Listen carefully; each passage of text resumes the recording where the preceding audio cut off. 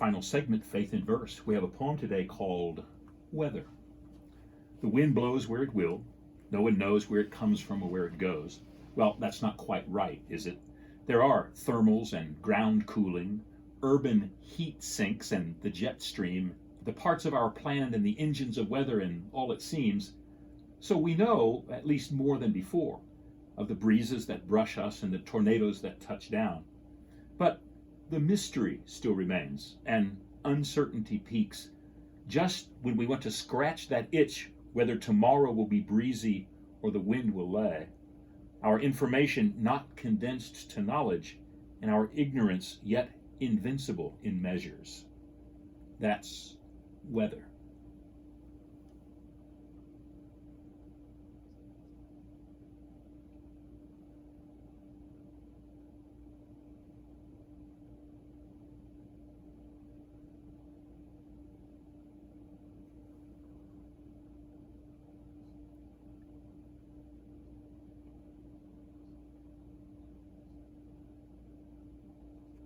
Uh-huh.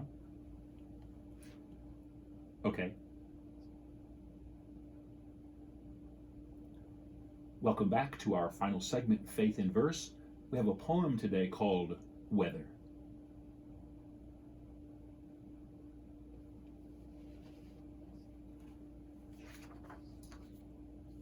Okay, sure, gotcha.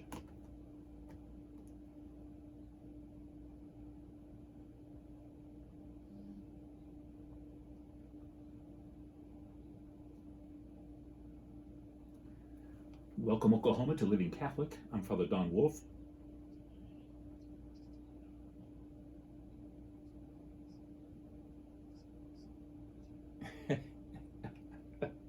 Okay.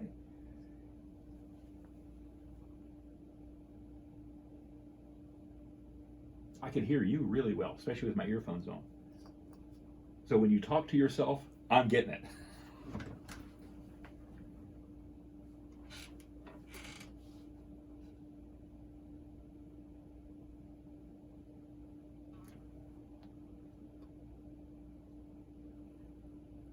Okay. No, I don't hear you at all.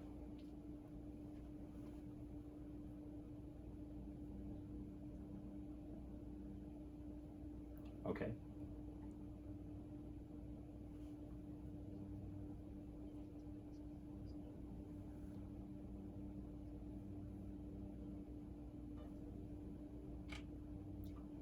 Welcome, Oklahoma, to Living Catholic. I'm Father Don Wolf, pastor at St. Eugene's in Oklahoma City. And so we continue on our uncharted pathway that was set as we begin to shut things down. Here at the parish of St. Eugene's, we followed suit with all of the rest of the parishes in the state last week and had Mass without the body of the parish being present. The deacons and candidates, their wives, Father John Peter and I, and two of our musicians made up the sum of those who celebrated the fourth Sunday of Lent. We did have our live stream feed, and it was a chance for the people of the parish to participate electronically. But I do have to say, it was a bizarre, almost surreal experience to face an empty church and to preach to the camera. I've been ordained going on 39 years now, and I've celebrated Masses in multiple situations, from the dining hall table in a prison protective custody pod to a classroom at a school surrounded by barbed wire and bunkers on the Pakistani-Indian border, to the single men's barracks at the feedlot in the Panhandle. But this last Sunday rates as a whole new type of experience. And yet, here we are. I also know that this is not a favorable experience to most of the people in the parish either. Most people I know would rather have the chance to celebrate Mass together as we have always done. Not only that, most of them would gladly do so if they were not actively prohibited by the words of the Archbishop and now the Governor.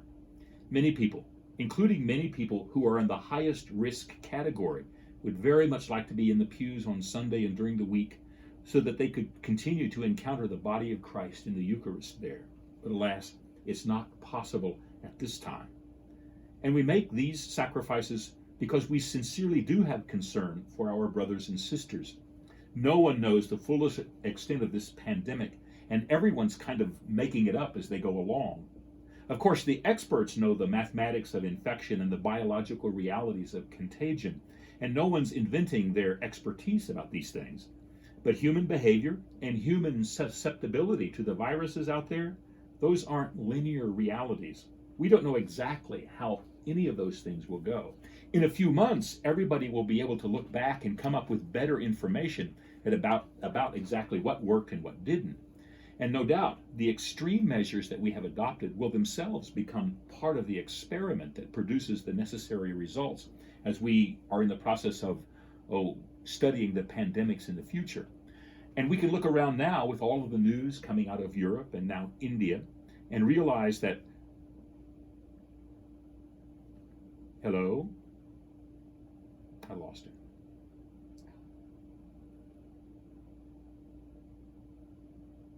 Okay. Okay. Okay. Echo. Okay.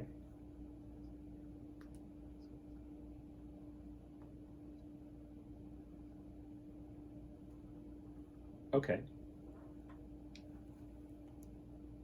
Okay. Gotcha. So we got one full page in there. So,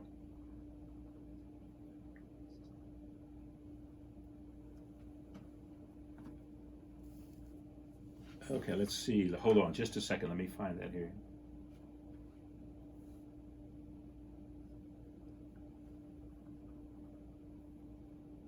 Sure. Okay. Sure. Okay. I got it. That's exactly one page. Okay. Got it. In a few months, everyone will be able to look back and come up with better information about exactly what worked and what didn't. No doubt, the extreme measures we have adopted will themselves become part of the experiment that produces necessary results as we study pandemics in the future. And we can look around now with the news coming out of Europe and now India and realize no one has ever done things on this scale before, freezing up movement and lessening the risks of infection as we're doing now. In the future, we'll know a whole lot more about what to do and what we should have done than we do at this moment. But none of us are absolutely sure or completely aware of what exactly the perfectly best thing to do is. We're doing our best to follow the rules and observe the guidelines laid out for us by those who know what they're talking about. And we follow their advice because we want to protect the lives and the health of our neighbors. This is a very important element that we have to keep in the forefront of our minds at all times. We're doing this because it's the way we serve our brothers and sisters during their time of difficulty. Most people I know are confident that they're not going to be infected, or if the infection occurs, that they won't be placed in deadly peril. Part of that's just the numbers. The virus, they say, is about 1% deadly. And most of the folks are sure that they're going to be in the 99%. And they have that confidence without much anxiety. And the other part is the general confidence that we have that no matter how bad the bad things in the world become, we're not going to be touched by them. They're going to pass us by, kind of like the teenager who presumes that he can ski close to the rock in the middle of the lake without worrying about hitting it. Most of us feel invulnerable. But our care is not for ourselves, or at least not just for ourselves, it's for those around us. We're offering our charity to them by staying at home and keeping the infection from spreading around us.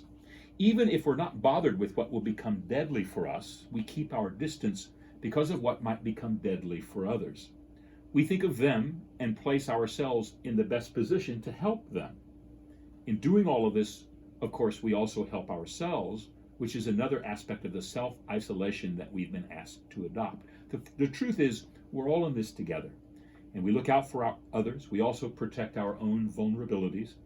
By extending charity to others, we also give ourselves a chance. And we do this even though we don't have all of the information and are completely aware of all of the different aspects of this disease. Were we to wait, though, until all of the data was in, it would be too late to corral the disease. If we were to hold up from keeping our neighbors safe, they could all end up becoming infected even before we knew that there was an alternative. Like so many decisions in life, including so many of our other decisions to be charitable, we don't know everything and we can't be sure 100%, but we choose charity anyway. To wait for complete knowledge is like waiting for unbounded love. We're likely to have it pass us by before we know what it is. So we act now. We do the best we can, and we trust that we're doing the right things. But in the midst of all this unrest, it's legitimate to ask, where does God fit into the picture? This isn't being unfaithful.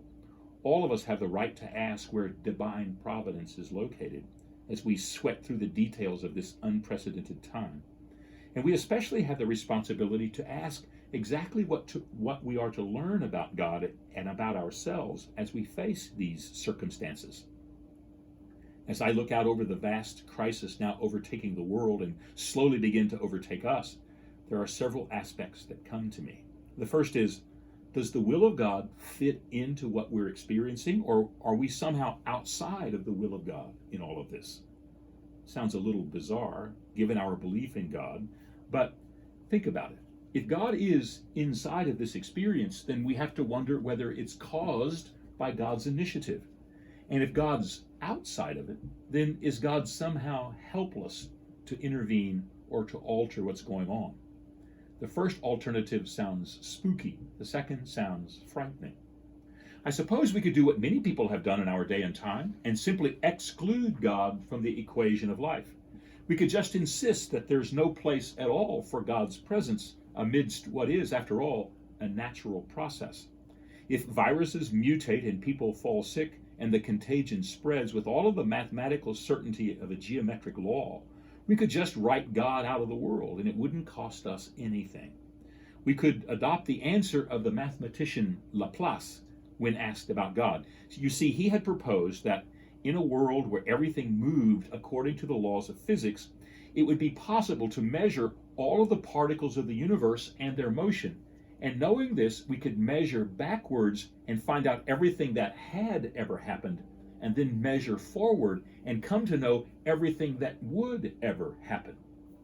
And when asked about God, he said, I have no need of that postulate.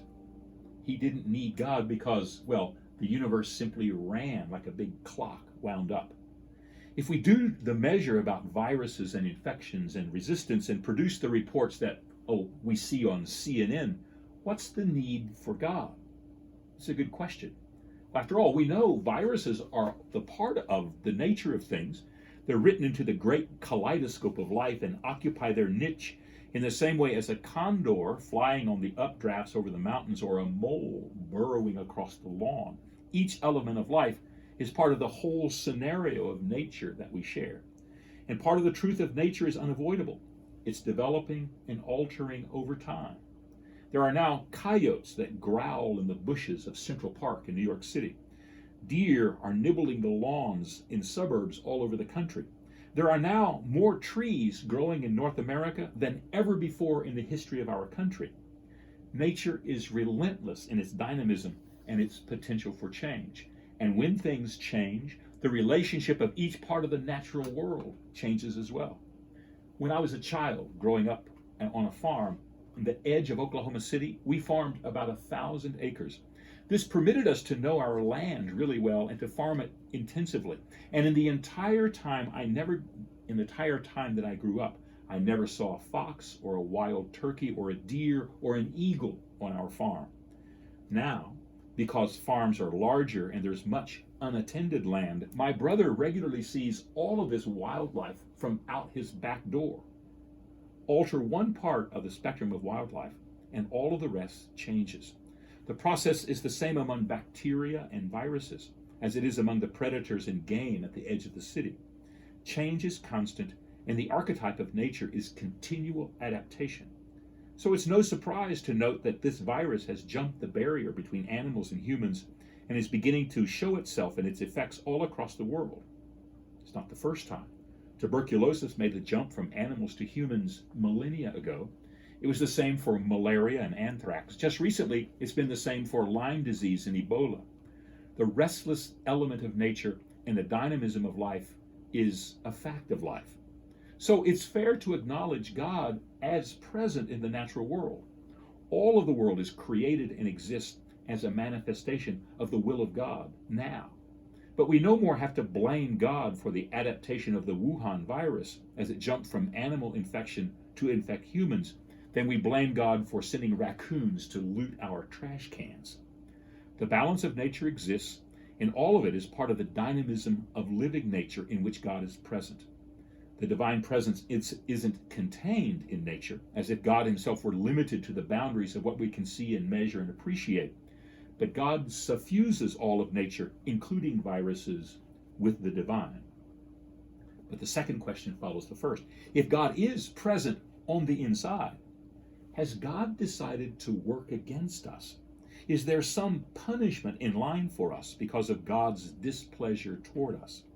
Punishment all the more exquisite because it is designed especially to exploit our weaknesses and to work its ill against us. Oh, sure, it's easy to think so.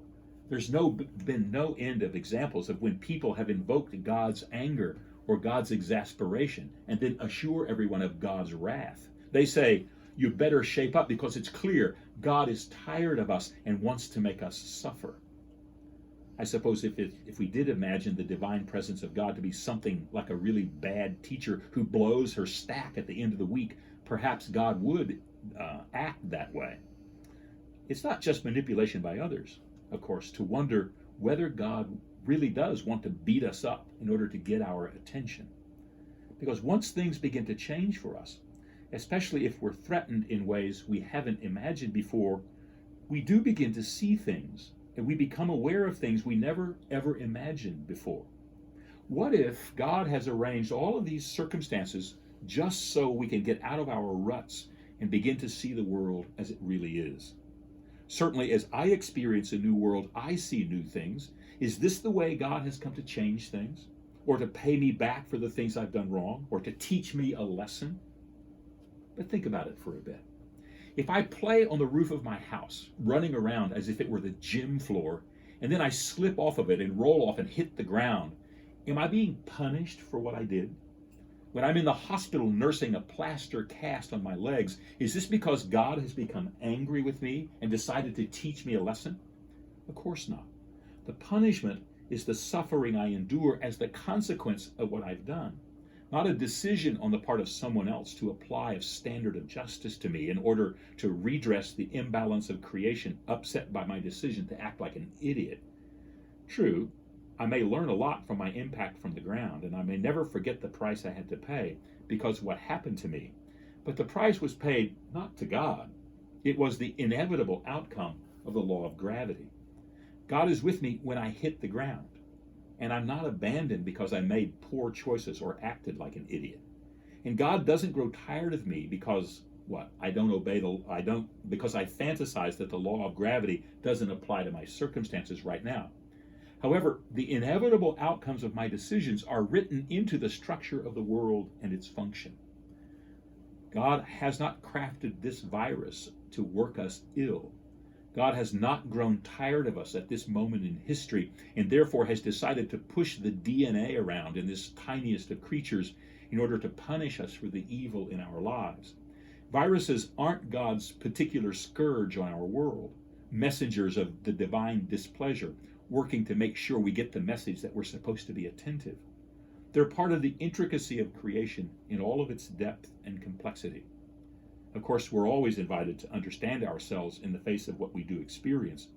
As we look out over the changes wrought by these decisions to shut down our economy and to separate ourselves from one another, we're brought to understand our world in a different way. Our vulnerability to infection, our basic weakness in the face of this scourge, our impotence to treat viral diseases, all of these things and more percolate into our awareness. Think about it. We look around, we feel ourselves exposed to the ravage of this virus, and we begin to evaluate the decisions that have been made in the past. Every budget item that the government has looked over in the last decade begins to take on a whole new cast, for example, as we consider that we don't have enough respirators stockpiled for an emergency like this. We're short of ventilators and the personnel to operate them. Our medical infrastructure seems skewed away from necessary care in times of health emergencies and more toward the edges of other concerns. As I heard on the podcast the other day, For example, when the Navy has to respond to a threat to national security, it doesn't wait until that moment to begin building an aircraft carrier. These are huge investments in intricate machineries and systems. They have to be built in anticipation of what might happen. So when something does happen, everyone's ready. So it is with us and the rest of the concerns in our lives. When this time of change encounters, we look and see what we haven't seen before. And I have to say, it makes me think of all the money that we've spent as a country in all of the varied ways over the last many years. As President Eisenhower said, every dollar spent on a bullet or a warplane is a dollar not spent on blackboards or pencils or face masks and respirators. We are the product of our decisions, and the world we make conforms to the design that we invent. When we come upon the truth of the world encapsulated in the coronavirus, we begin to see what's always been there, but we just haven't taken the time to notice or given ourselves the space to care. Everything we're now coming to see, we've been told about for years. There's nothing suddenly coming up out of the dark completely unknown. No, those who had cared to tell us have been hammering away for years about it. We're just now beginning to understand why they've been talking so loud for so long. Not only that, we're beginning to see our decisions really matter.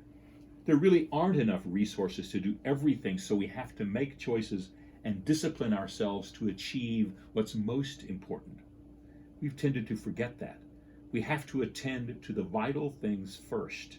Everything else has to come second. And now we're paying the price for not being prepared. Any dollar we may have saved by shorting our medical responses or downplaying our vulnerability will pay back now 10 times.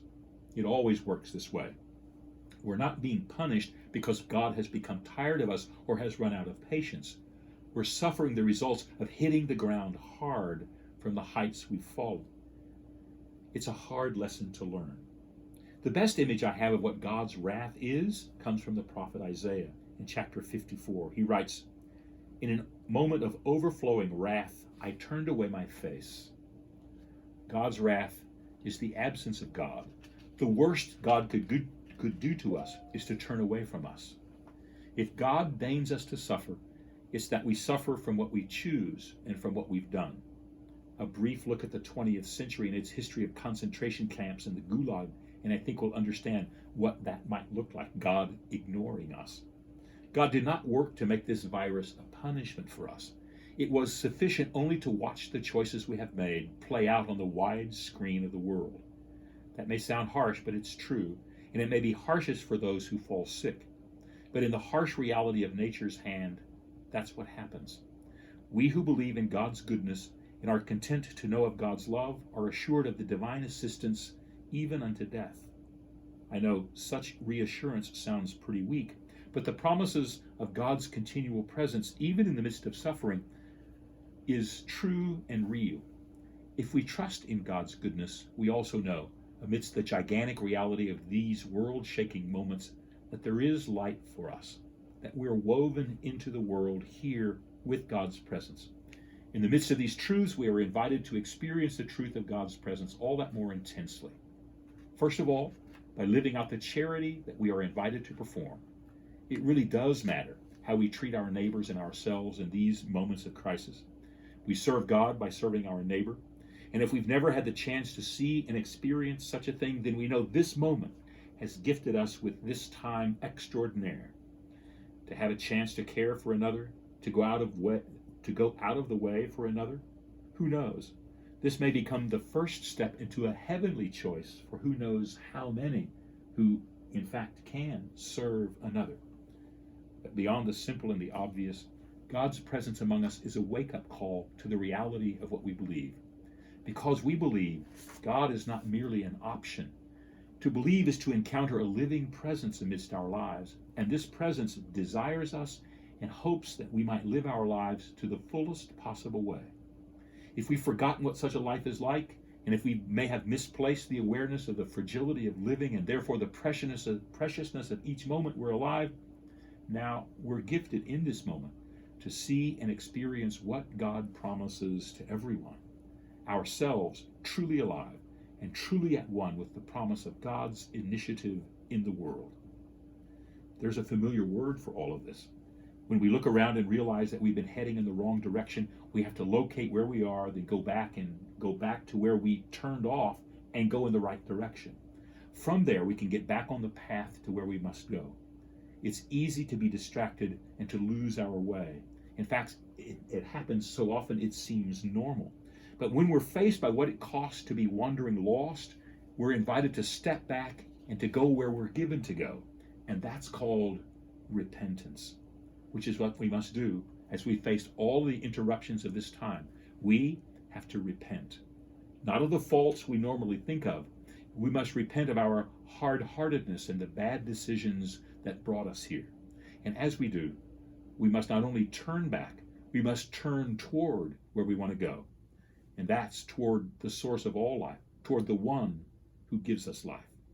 When we do this, then we'll know. This moment, when the coronavirus has shut down everything and has interrupted every part of our lives, it may become the greatest gift to us. We now have time to see and to know what we've always known and what we've always looked at, even when we couldn't bring them to mind. And that's this: we belong to another, not to ourselves. It's time we begin to live like it. Back in just a moment.